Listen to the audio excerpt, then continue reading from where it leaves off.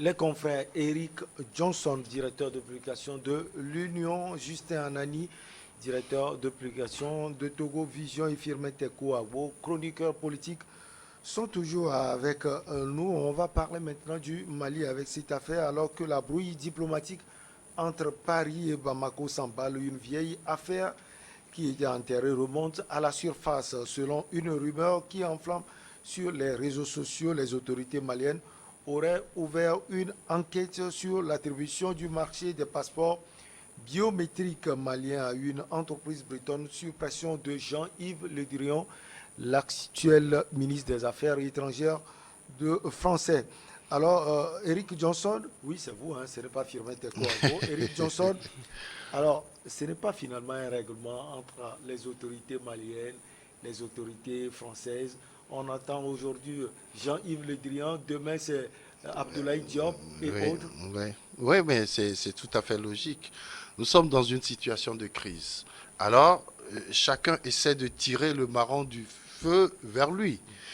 Donc, je pense que la junte au pouvoir au Mali est en train de chercher, coûte que coûte, au vu de la situation, c'est-à-dire les relations un peu difficiles avec la France, d'écarter tout ce qui est français du Mali.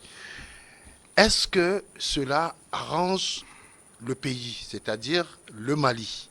C'est la question qu'il faut se faire. Selon vous, est-ce que cela arrange le pays? De toutes les façons, Parce qu'après des années de collaboration pour les Maliens, oui, il n'y a eu rien de concret. oui, rien de concret. C'est trop dit. Est-ce qu'il faut conclure cette analyse de cette manière? Je ne le crois pas. Vous savez, nous sommes des pays colonisés par la France. Aujourd'hui, il faut le reconnaître, ces Occidentaux ont essayé de sectionner l'Afrique, hein, et en colonies françaises, colonies anglaises, colonies allemandes, etc., portugaises, etc., belges, pourquoi pas. Et lorsqu'il y a une situation dans un pays donné, chez nous en Afrique, il faut faire recours à ces pays colonisateurs. Et par conséquent, le poids de ces pays-là, ces colonisateurs-là, sur le fonctionnement de nos pays est très lourd aujourd'hui. Et donc, s'il y a une façon, une manière de pouvoir sortir de ce carcan-là, pourquoi pas? Mais dire que ça n'a rien donné, je ne le crois pas.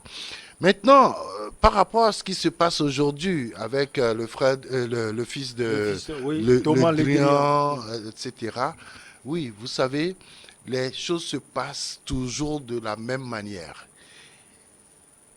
De façon directe ou indirecte, lorsque des firmes occidentales prennent des marchés sur le continent, c'est toujours par l'appui des pouvoirs politiques de leur pays.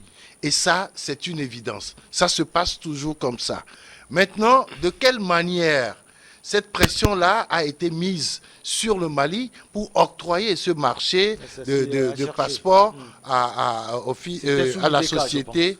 Oui, à la société de fils de... Oui, parce qu'il y a toute une histoire qui a été révélée par le journal Le Monde, où il y avait eu des réunions à l'Union africaine, où il y a eu des pics, il y a Le Drian qui était là, et il a lancé des pics à IBK. IBK a répondu d'une certaine manière en disant que si c'est pour des raisons politiques, des raisons économiques, ça ne se passe pas de la même manière. Mais si c'est pour des raisons politiques, vous parlez, vous dites n'importe quoi. Et donc, à partir de ce moment, les gens ont su tout de suite qu'il y a eu quand même des accointances par rapport à des marchés que des sociétés françaises auraient obtenus au Mali.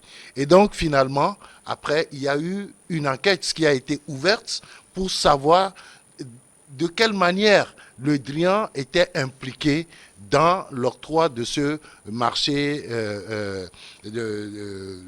D'attribution de passeport. de passeport Biométrique. biométrique à la société, comment ça s'appelle, Ouverture Technologie. Hein, et donc, Immédiat.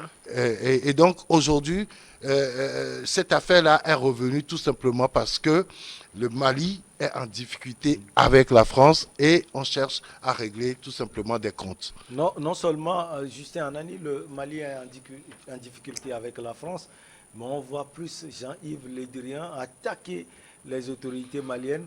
Donc peut-être il faut chercher, peut-être que c'est vrai, hein, il faut chercher quelque chose contre Le Drian également. Ce qui se passe aujourd'hui entre la France et l'Allemagne, ça ne date pas d'aujourd'hui, c'est pas nouveau. On en a connu dans les années antérieures où à un moment donné la France s'est retirée dans tout ce qui est à contre enfin, le Mali s'est retiré dans tout ce qui est à contre entre lui et la France, et notamment sur des questions économiques. Vous n'êtes pas sans savoir qu'à un moment donné le Mali a eu à utiliser sa propre monnaie. Ça découle également des relations qui n'étaient pas bonnes entre lui et la France à l'époque. Ce qui se passe également aujourd'hui, les raisons sont des raisons fondamentales. À savoir que là, ce sont les intérêts qui sont en jeu. Et la preuve en est que l'attribution de ce marché d'établissement de passeports biométriques, c'est le fils donc, de l'un des premiers responsables de la France, notamment Thomas Le Drian, qui en est le responsable, le propriétaire. Je dis, c'est l'intérêt qui se joue.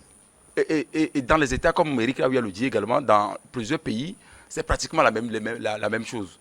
Je donne toujours le cas du Togo également. Dans ce dossier-là, on en a connu, il y a une société qui s'appelle Zetes, une société belge, à qui on a confié l'établissement des cartes d'électeurs. Voilà, à l'époque, qui a été contesté avec tout ce qui va avec. On parle de manipulation, d'organisation de fraude électorale, de programmation des résultats d'avance, tout. Donc, ce sont les intérêts qui sont en jeu. Alors, pourquoi ne pas faire comme certains pays? Je prends l'exemple de la Côte d'Ivoire. C'est une société dirigée par Adama Bictogo, sous d'abord Gbagbo, sous ensuite son mentor, le président Ouattara. C'est Bictogo et son entreprise qui font les passeports. C'est là où le problème de l'indépendance réelle des États se pose. Non, mais non, je ne le crois pas. Je pense que nous sommes dans un environnement commercial international qui demande de faire des appels d'offres lorsqu'il y a beaucoup d'argent qui est en jeu. Et donc, ce qui se passe généralement, c'est que la société qui faisait, par exemple, le passeport biométrique au Mali, c'était une société canadienne. Et donc, cette société-là, tout le monde connaissait déjà le prix, son prix sur le marché. Maintenant, on fait des contorsions et on donne le marché à quelqu'un qui vient avec un prix moins disant.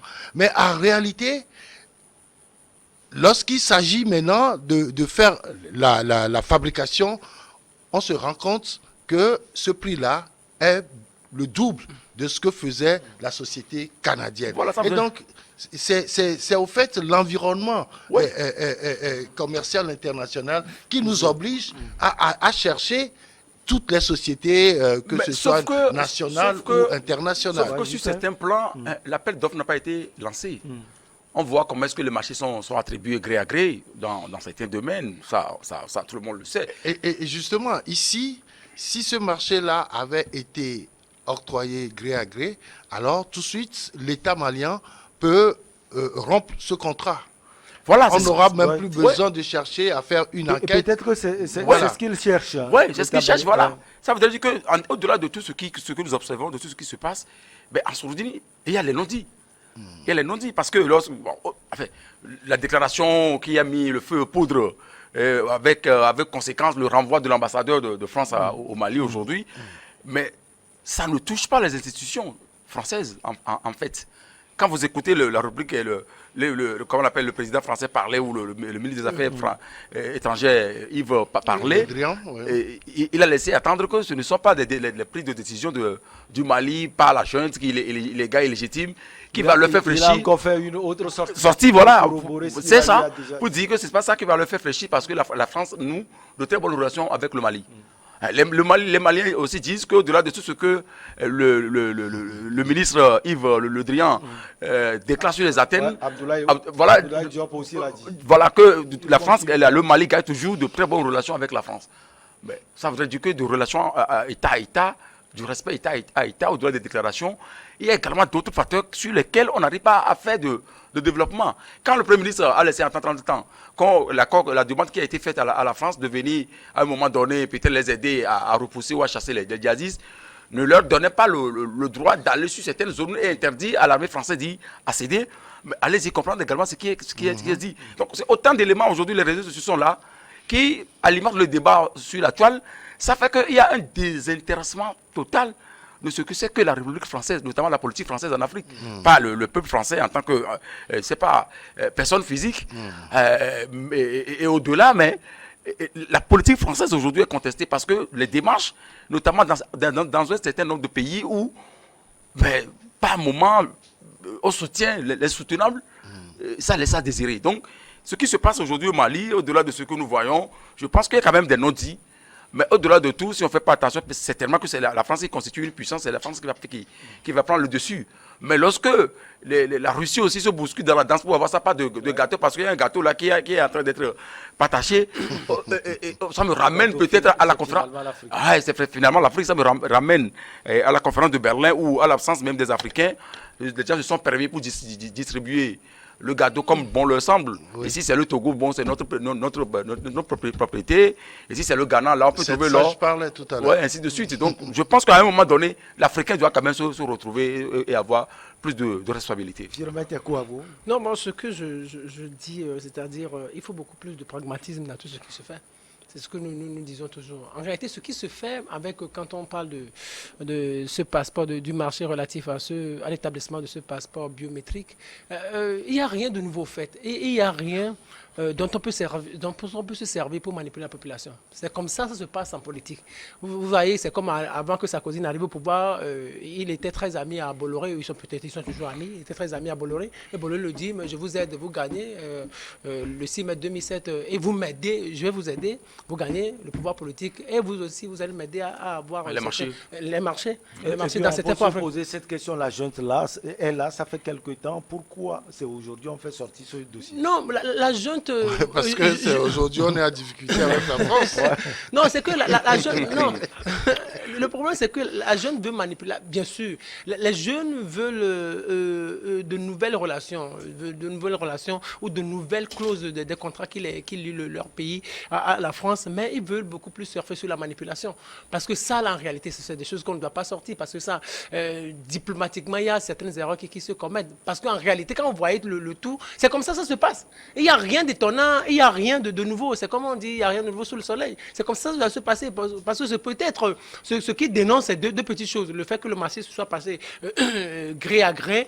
Et la deuxième chose, c'est que ça devient beaucoup plus onéreux et le coût est insupportable aux contribuables maliens. C'est tout, c'est ces deux choses-là. Mais il manque toujours de la méthode. Moi, ce que je leur reproche, il manque toujours de la méthode, il manque de la manière. Et c'est pour cela que moi, j'ai suivi aujourd'hui Jean-Yves Le Drian, le ministre français des Affaires étrangères, sur une chaise française qui dit bon, dans quelques semaines, nous allons agir. Et les Français vont agir. Justin Anani, il m'excuse si je le cite toujours, il a dit quelque chose d'important. Aujourd'hui, ce que les Africains veulent, au fait, nous n'avons rien contre le peuple français.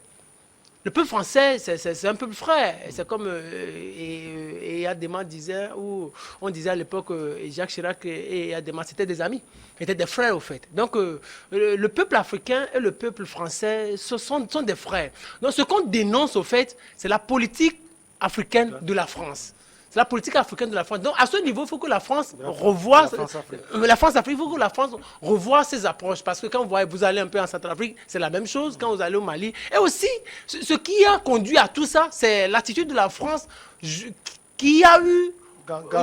Idriss Déby est mort. D'ailleurs... C'est que la France a soutenu clairement un coup d'État. C'est ça qui a tout bousillé et c'est la conséquence que nous vivons toujours aujourd'hui. Et jusqu'à présent, Emmanuel Macron ne condamne jamais ce qui s'est passé au Tchad. C'est ça au fait. C'est ça qui a inspiré les jeunes Guinéens, c'est ça qui continue d'inspirer les jeunes de l'Afrique de l'Ouest, les jeunes militaires de l'Afrique de Si l'Ouest. vous le permettez, on marque une petite pause, on revient pour la suite.